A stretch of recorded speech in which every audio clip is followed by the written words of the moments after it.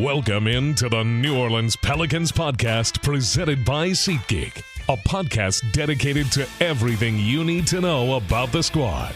Hear from players, coaches, broadcasters, and those who cover the NBA on a daily basis. The New Orleans Pelicans Podcast starts right now. Hello, everyone, and welcome to another edition of the Pelicans Podcast. I'm Gus Kattengell, and what a way to start out the week with that big win on Monday night.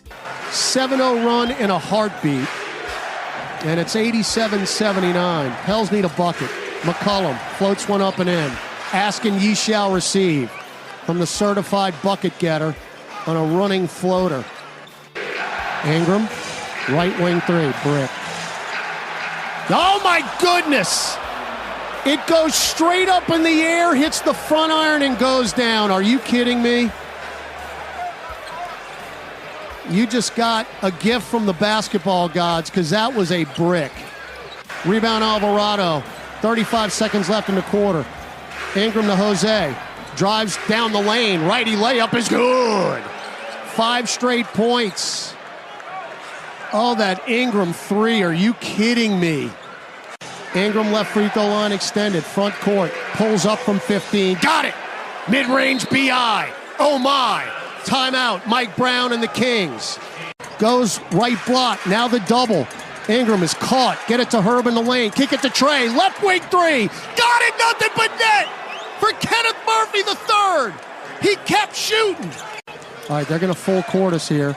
Inbound to Ingram. Get it to Herb. Got to cross the timeline. Herb, bumped by Fox, does cross it, drives in, and he dunks it! Oh my heavens! Right over Fox! 2 hands! Poster! Herb, coast to coast! 124-112, 90 seconds to go. Left corner, Barnes for 3. No, weak side rebound, Najee. Start singing, baby! Viva Las Vegas! We are coming! The New Orleans Pelicans have come into Sacramento and won the in-season tournament quarterfinal. Your final score, New Orleans 127, Sacramento 117. The Pelicans now have won the season series against the Kings 3 straight, and you win in a venue that is unbelievably difficult to win in. Now that win advancing the Pelicans into the NBA in-season tournament semifinals. They'll play the Lakers. And after the game, head coach Willie Green said, it means something for this team to advance. It's a growth moment for us to have an opportunity to be one of the first. This is the first time we've had the in-season tournament. And as I mentioned in the locker room to our guys after the game, you put a game in front of us that's meaningful, and I don't care who it is, where it is, we want to win. And that's the type of heart that we have in that locker room, and we want to continue to build and grow on those type of concepts. Players afterwards also echoed coach's sentiment that this is an opportunity and it's meaningful. Zion Williamson's thoughts. It's dope because, like I said in previous interviews, I think it's just a good test for us because we haven't won anything, so I think for us to go out here and try to make a run at it will be good for us. C.J. McCollum feels it is a building block for sure. Yeah, I think it helps build character. It's been a long season. I think this is my 9th game of the year. A lot of guys have been hurt. Jose, Trey, Najee was out of lineup to start. It's been a difficult season for sure, but I think we're getting healthy at the right time with enough time to kind of come together, build some chemistry, build some camaraderie. And I think Willie talked about it. You play the games on your schedule. When you got a chance to make some extra money and go to Vegas, you want to take advantage of that. And I think for us, we did. And it was nice to play in a playoff atmosphere on the road against a really good team, a well-coached team, and have to execute, have to play defense, have to withstand runs. And I thought we responded well tonight. Brandon Ingram on that front says anytime you can play in a game that feels like a postseason game, it's a plus for the team. Yeah, it's different, It felt like a playoff atmosphere, on the floor with coming in somebody else's building. The physicality of the game, not seeing that whistle blowed a lot. and trying to make plays and continue to just stay still in every moment, be present in every moment. It was a different feel. Trey Murphy brought up that win was a result, perhaps, of earlier season losses. Yeah, no, we have a lot of guys that play a lot of high-level games, not necessarily, NBA level, but, still some pretty high-level games. I mean, it was almost like the play-in tournament atmosphere that we saw today. They were decently loud in there. Got a little quiet as we got the lead, but, that's as expected. But I think our experience showed, from dealing with so many games where we were up, lost leads, or we were down and then came back. So I definitely think our experience in that showed.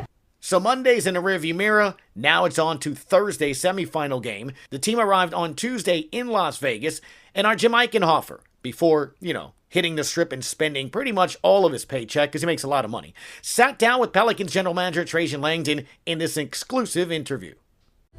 Trajan, I feel like when the league announced this back in the summer, people were kind of trying to get a feel for how to put it in perspective in terms of the importance of it to the league. There's winning the championship, there's the in-season tournament stuff now too.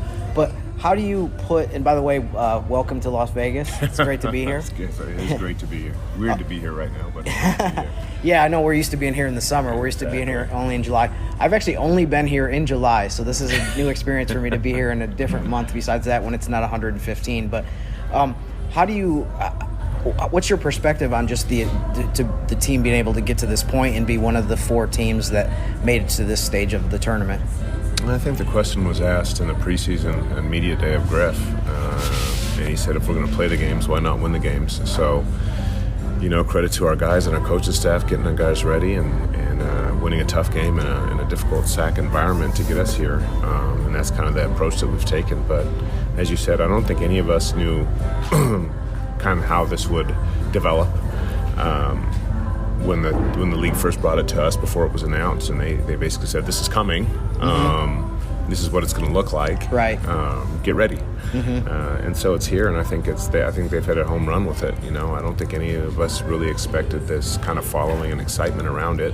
I don't think the players or the coaches did either, but it's like after the first game is played and then the standings come out, then the competitive juice inside comes out. It's Sure. like we play at Houston, we lose the game, and now we're 0-1 in the group, and we're like, dang, let that one slip away. And then I think it's like, we only have 3 more, and the competitive juices start. So it's been fun to see, and I think, the environments of all the quarterfinal games have been amazing, and I think this environment here in a couple days will be somewhat of like a European Final Four, EuroLeague Final Four, or NCAA Final Four. I think it'll be exciting.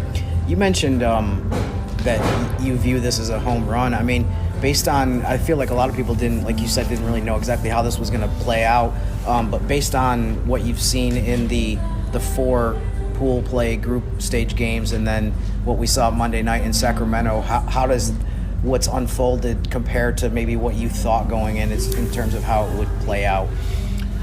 Yeah, I think if you were to take away the tournament, they're just 4 regular season games, right? Which is still what they are. In terms of if you look at the end of the season records, they're just going to look back and say they're 4 games. But right. The intensity of those games and the meaning behind those games is heightened because of the in-season tournament. So I think fans didn't know what to think of it initially, and then they saw it, and then all of a sudden just word of mouth gets out, and you see the pictures and you see the intensity of play, and then all of a sudden more people want to come out for those specific games, whether it's the floor, whether it's the jerseys, whether it's the excitement around the games and the heightened intensity in the games.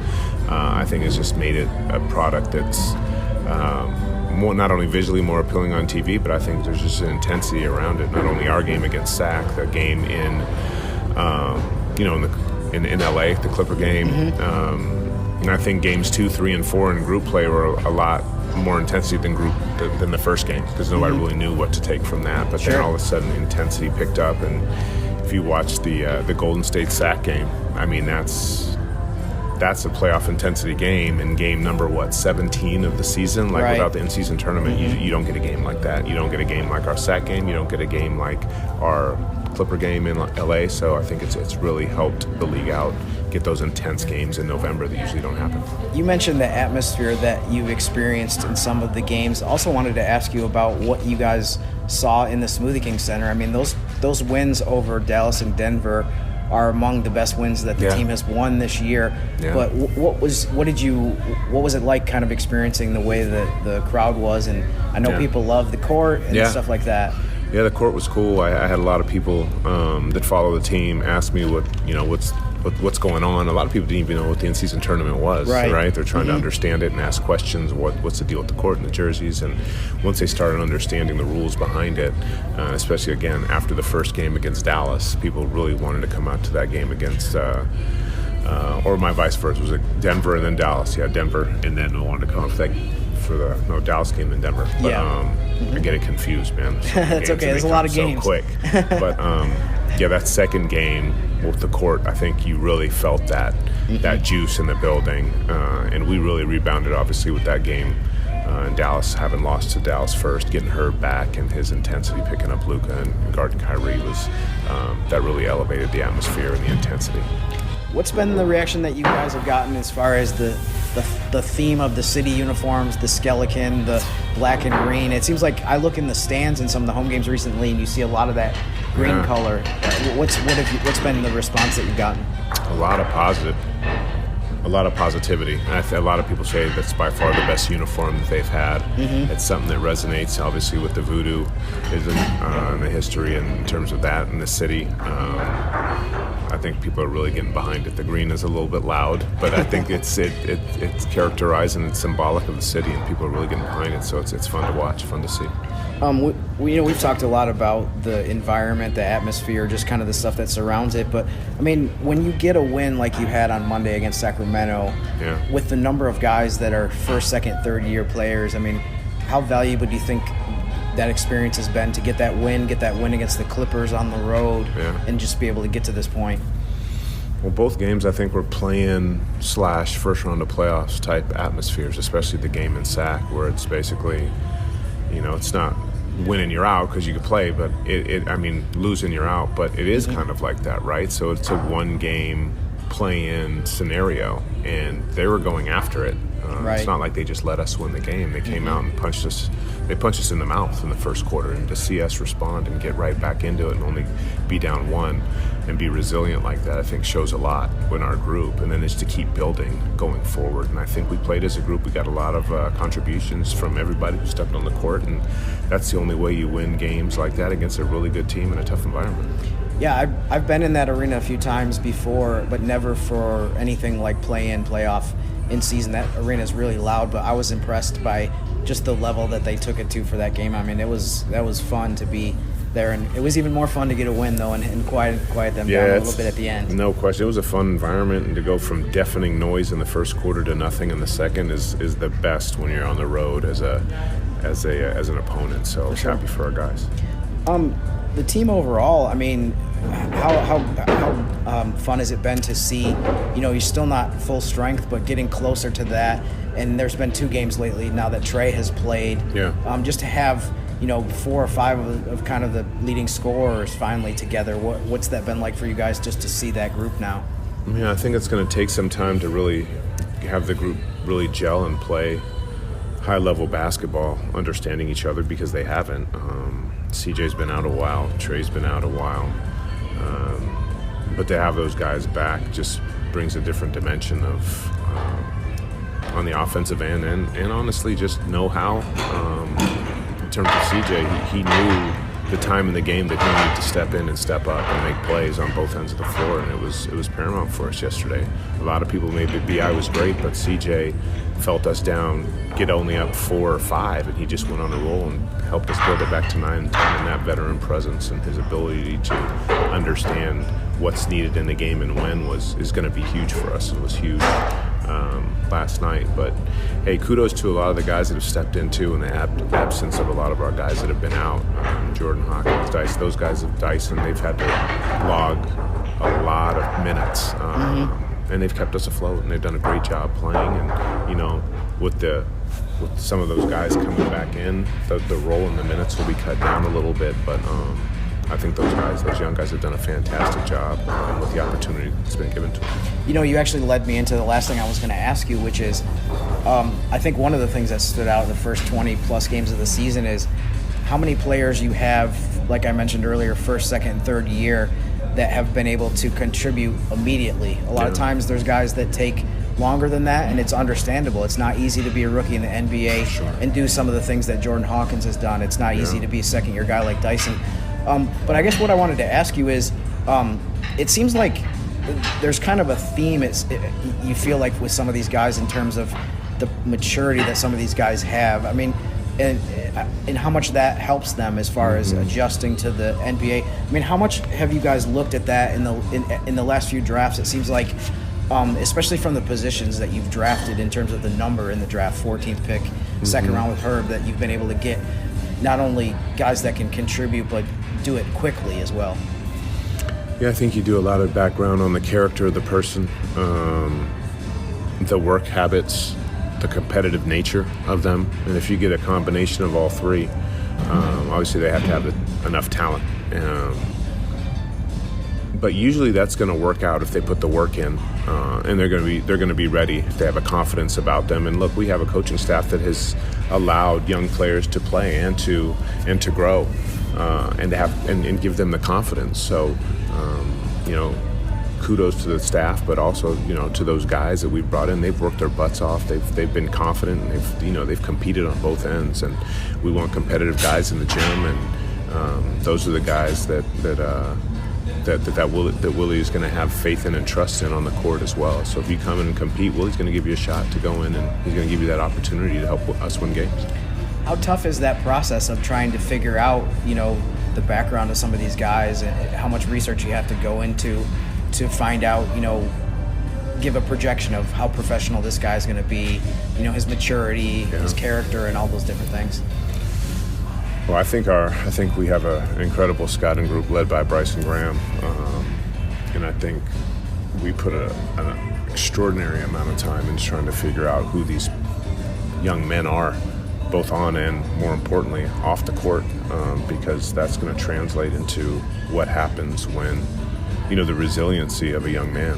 It's not just on the basketball court, but it's in life. If they've been able to go through hardships in life and come out the other end and be successful, then we know they're going to be able to go through hardships on the court, which is going to come at some point, whether it comes from a difficult point in the game, whether it comes from injury, or whether it comes from not playing, and then needing to play again in and out of the lineup. That's a difficult psychological thing to deal with for a young player, and we've had guys that have dealt with it really well. So we've been fortunate. Don't get me wrong, you're not always right.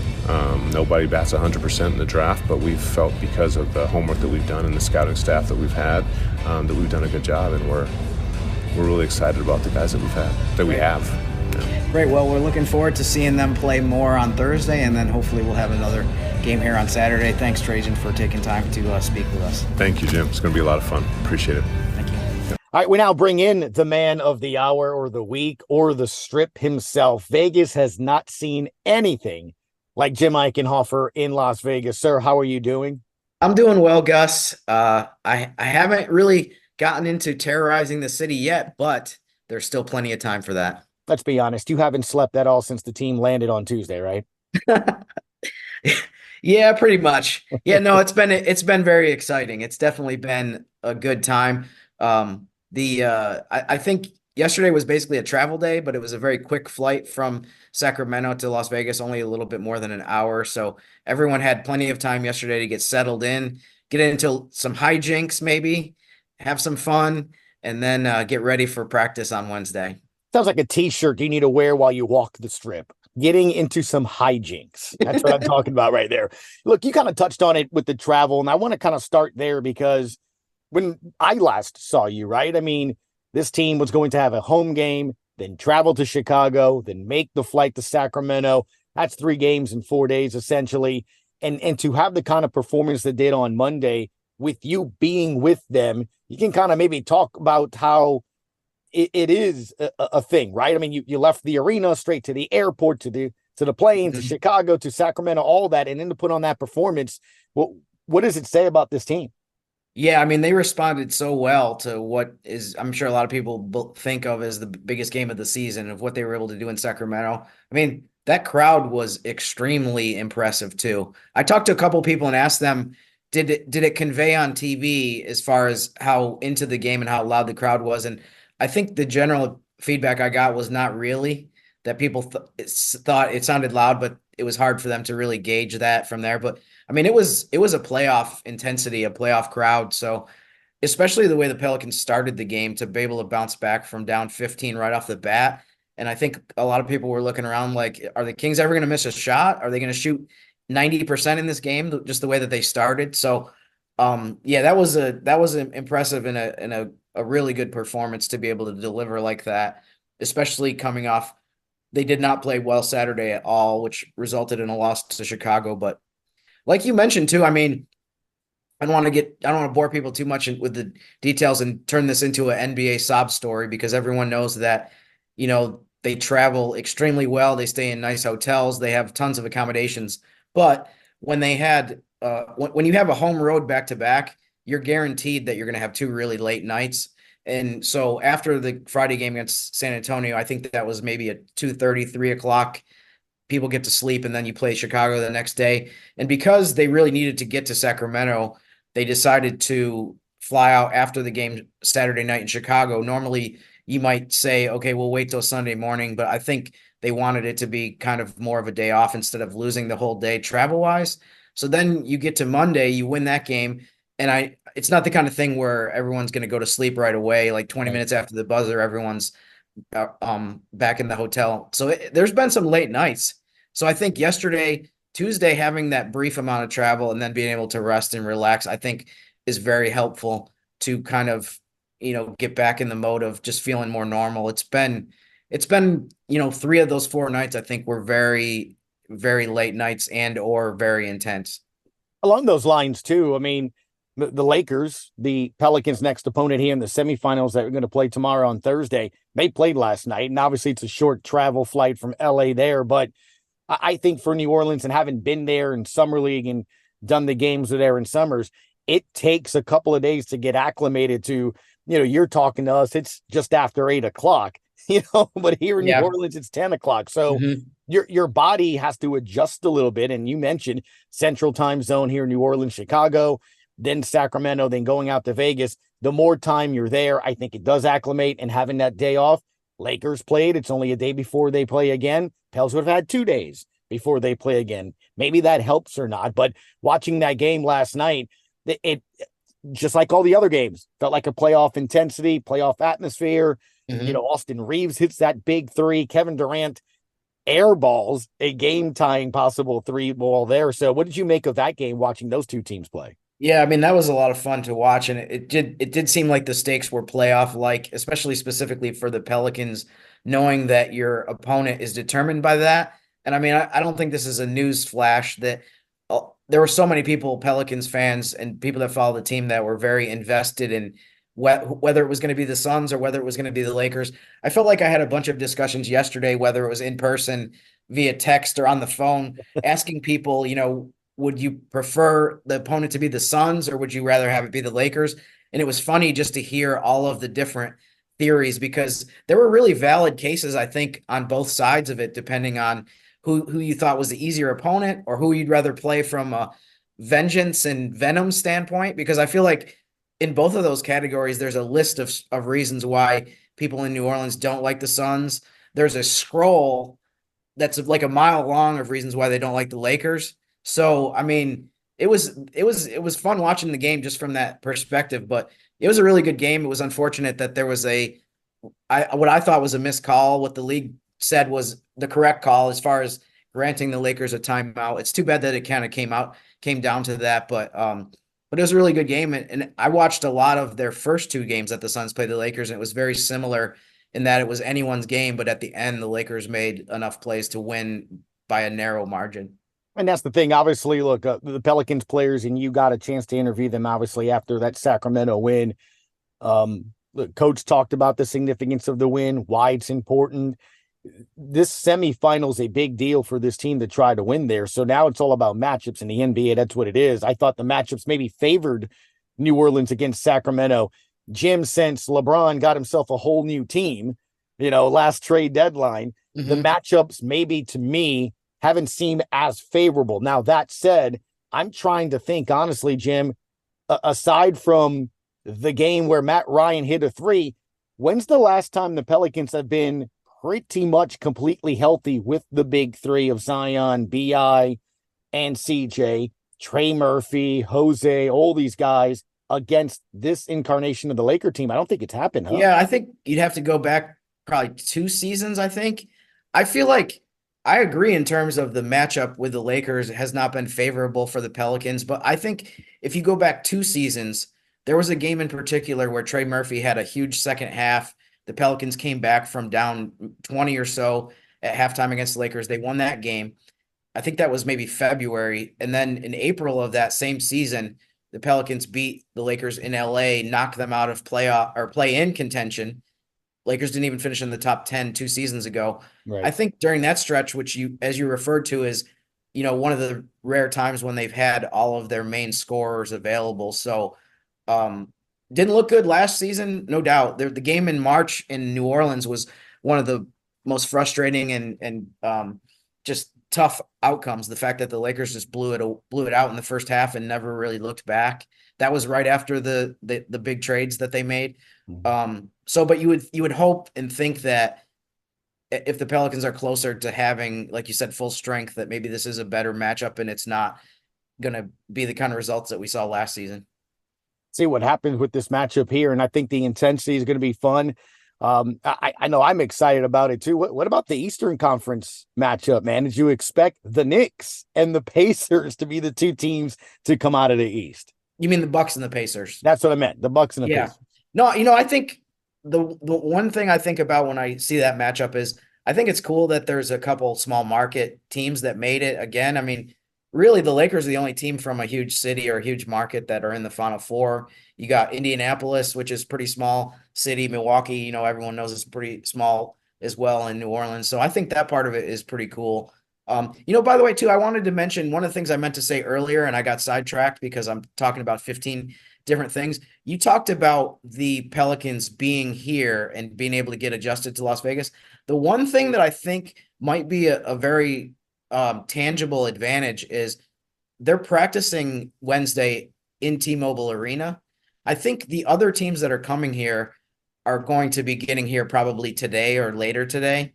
I don't think any of them are here based on, the Lakers played at home last night. There was no reason they're probably practicing in LA today and then flying here, which makes sense. Yeah. So I think the Pelicans might be the only team that gets to practice on the court where the games are. Don't quote me on that because it's possible that one of the other teams has gotten here. It's possible Indiana got here yesterday. I'm not sure. But I do think that it might help to be able to get on that court. None of these teams have played in this arena before, right. Not an NBA arena. Even in Summer League, you play in Thomas and Mack and you play in Cox Pavilion, the smaller venue. So maybe that will be helpful too, just to get used to the shooting background and get used to the rims. In addition to, the Pelicans are definitely going to be the team that's actually in the city the longest based on before they play their first game. Yeah, no doubt. It should be fun. Look, also, it's Wednesday, Jim, so it's Western Conference Wednesday. Always like to look at teams. I don't know, we've talked about in the past that maybe you're a little savant. You kind of can see the future. You said the Lakers were the team to pay attention to last Wednesday. Who's the team to pay attention to this week? Yeah. And by the way, I had a little advantage when I picked the Lakers because at that point last Wednesday, we did know that they were going to be in the quarterfinals against the Suns. So they only needed to win one game to get to this point where they're playing the Pelicans. And by the way, the Lakers had a 3-1 week, beat Detroit, lost to Oklahoma City, beat Houston, then obviously beat Phoenix last night. My team to watch this week is going to be Golden State. I feel like a lot of people have eyes on them based on the fact that they're 9-11 right now. They've had a lot of struggles that are very uncharacteristic for them over really the last 10 years or so. They have a game against Portland tonight that was added onto their schedule, but then they're at OKC Friday and at Phoenix on Tuesday. So they have a couple really tough road games. They need to turn it around because, as we know, it gets it gets late early in the Western Conference with the standings and that kind of thing. So interesting schedule, interesting slate of some of the games that they have coming up. This is past the 7-day period, but they also play at the Clippers next Thursday. So pretty interesting slate for Golden State and a team to keep an eye on. Yeah, no doubt. And look, and that team is they're all, I think we all, including the Pelicans, right? I'm watching that Lakers-Suns game. They still don't have Bradley Beal. I think all these teams are going to be better, or maybe a different incarnation when we get past the NBA All-Star Weekend. Don't you think, Jim? Yeah, and I think if you're a Warriors fan, you're kind of hoping that that's the case. That kind of happened to some extent last year, where they did have a stretch where you're wondering, are they going to be a play-in team? They got hot to some extent, got in the top 6, but I think a lot of the problems that they showed throughout the season, especially not being able to win road games last year, came back to haunt them in the playoffs when they played the Lakers and got knocked out in 6 games in the second round. Well, when you take a look at the NBA Western Conference, I guess there's some parts of it where when you look at the standings, Jim, that could be some surprising or not. I mean, in terms of, you got the T-Wolves in first with 15 wins, OKC 13, the Nuggets have 14, they're third. They're your Lakers at 13 on fourth. Sacramento 11 wins is fifth. Dallas 6 with 11 wins. Suns and Pelicans with 12 wins. And people might be hearing that going, wait a minute, how does that work? It's numbers of losses. So far, some teams have played more games than others. Yeah, and I think really one of the biggest things to look at from a West standpoint, it's funny how much deserved attention that we have on the in-season tournament and the semifinals and whatever's going to happen. But if you look at it more broadly, I mean, the Pelicans are only 1 game out of 4th place right now. They're in 8th at 12-10, but the Lakers are 4th at 13-9. And if the Suns had pulled off that win last night, the Pelicans and the Lakers would have exactly the same record. So if you want to look at the standings and the pecking order and how teams are ranking right now, not only is this a massive opportunity for the Pelicans to be the first ever in-season tournament champions, but from a short-term standpoint and from a standing standpoint, however this tournament unfolds, we're going to go right back next week to looking at how things shake out in the West. And they really, in these couple games, I know Saturday's game won't count in the standings if the Pelicans get there, but in the game Thursday against the Lakers, they have a big opportunity to gain ground on them, as well as a bunch of other teams that are just barely ahead of them in the race. Right. That was, I guess, the benefit of Monday's win, Jim. You have now won the season series against Sacramento. So you wind up with the same record at the end of the year. You have that tiebreaker against the Kings. So that extra game against them, this extra game against the Lakers, you never know. So I love it. I love everything about this. The added importance. I think the fact that the team has bought in, fans have bought in, and it is cool. Look, it's the NBA Cup. It's never happened, as Willie Green said in the locker room. And I thought, the team captured it perfectly when he spoke to the players. You're the first. You're part of the first. It's the first time ever. So it was kind of cool, man. All day yesterday, all day today. Anytime ESPN has it on, Sports Center, they showed a bracket. There's the bird logo, man. There's the Pelican. And, that's the kind of stuff that you can't pay for. Everyone knows you're one of the final 2 in the Western Conference. Yeah, I mean, the Pelicans have had, obviously some seasons in the recent past where they were in the playoff race and didn't end up making the field. And I feel like a lot of times when that happens, it just seems like a missed opportunity, whether it's to grow the fan base or to, just cement yourself more in the league as a team that is going to be consistently successful. So I do think, to your point, that being one of the final 4 teams in this event is really good in so many different ways, in terms of just the recognition that you get, the fact that these games are on national TV. And it sounds like, by all accounts, that these games are getting really good ratings and a lot of people are paying attention. Yeah. I've heard from friends from New York who, kind of half pay attention to the NBA that have been asking me about the in-season tournament and what, the Pelicans matching up against the Lakers or the Suns, that kind of thing. So, I mean, all these things are factored in that I don't think we heard in the past. You didn't hear from people that you are acquaintances or friends about games in November and December in the past. No one was asking you about that. So I think that part is cool.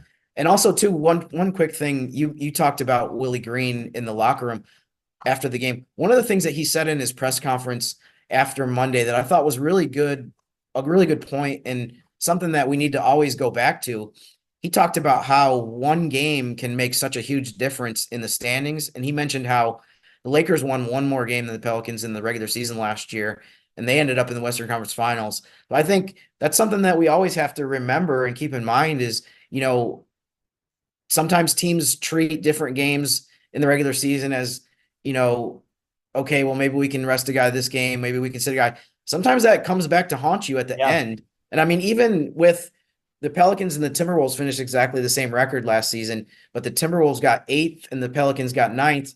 The difference in those two things is 2 chances to win one game to make the playoffs, or 1 chance. And obviously the Pelicans only had 1 chance, lost to OKC in the play-in game, and therefore didn't make the playoffs. So, I mean, making or missing the playoffs, I feel like this is a ridiculously obvious thing to say, but I mean, such a huge swing in terms of how you view your season. So yes, one game can make such a huge difference. And especially when you look at the West, I know it's only the first week of December, but when you look at how close all these teams are, it really kind of hammers home the point to me even more that you can't take any game for granted. You can't look at any game as a throwaway. Every single game eventually could have a huge impact on where you finish at the end of the season. There's no doubt, Jim. That's why I went over those Western Conference standings at the very beginning, and it's crazy. Golden State now out, but look, Jazz swept you there below them, the Blazers, the Grizzlies. Once Ja gets back, which I do believe will be the next time we face him, will be his debut. Imagine that on national TV, almost like they knew. And the Spurs are dead last, and you saw how tough they are to play. So I like that coach said that, Jim. You brought it up. He said, for us, it every game matters. And, it is different when you're the Lakers and the Warriors and they just got to get in. It's different for the Pelicans. And I love how they're approaching that. And I think that kind of keeps them sharp. And that leads us till tomorrow, man. I think it's going to be fun. Yeah, it's going to be a lot of fun. I know we didn't get into too many specifics with the Lakers, but I'm curious to see what the sentiment is on Twitter over the next, 2 days, 48 hours. Just to see what people are saying. I know there's not a lot of love lost between the Pelicans and what I would describe as the Darth Vader of the NBA. So this is going to be a lot of fun. I feel like this is going to be probably definitely the most consequential December 7th game that the Pelicans have ever played. No doubt. I was just looking forward to New Year's Eve when the Lakers are going to be in town here against New Orleans. So you get a chance to see them. And look, it always is. As you mentioned it earlier, Pelicans fans have a special place in their hearts for the Lakers. So tomorrow night should be fun at 8:00. I can't wait to see it. And we'll of course talk about it here on Friday. As always, stay safe. And can I get a large in that shirt off to do some hijinks? What are we calling it? Some hijinks. Yes, definitely. I will make sure. We'll maybe we can have the shirt that, they have those shirts. It can be like off to do hijinks 1, and then I can wear the shirt that says off to do hijinks 2. Maybe we can put that together. I'll try to see if I can make that work. I'm sure that was a Dr. Seuss book when the author of Dr. Seuss was in Vegas at some point, off to do hijinks, and it just turned into thing 1 and thing 2. Definitely. Because he forgot about probably what he was talking about because it was 4 a.m. and he hadn't slept, just like you. Jim Eichenhofer, Pelicans.com with the team. Go check out his stuff over on Pelicans.com. And of course, Jim_Eichenhofer over on social media, X or Twitter, whatever makes you feel comfortable. Thank you, Jim, for your time, bud. Thanks, Gus. We'll talk to you on Friday. Yep, for sure. And that'll do it for another edition of the Pelicans Podcast. Again, Pelicans will take on the Lakers at 8 p.m. local time. Pelicans warm up on the Pelicans Radio Network, which start at 7:30. So looking forward to that. And of course, Jim, myself, and others will be breaking down what happened there and what's to come for the rest of this month as the calendar year is quickly wrapping up with your New Orleans Pelicans as we get closer to 2024, which is crazy to even say that. But thanks for joining us. You've been listening to the Pelicans Podcast. Thanks for listening to the New Orleans Pelicans Podcast, presented by SeatGeek. Join us 3 times per week on Pelicans.com, the Pelicans mobile app, or you can subscribe to the podcast on iTunes. We'll see you next time right here on the New Orleans Pelicans Podcast, presented by SeatGeek.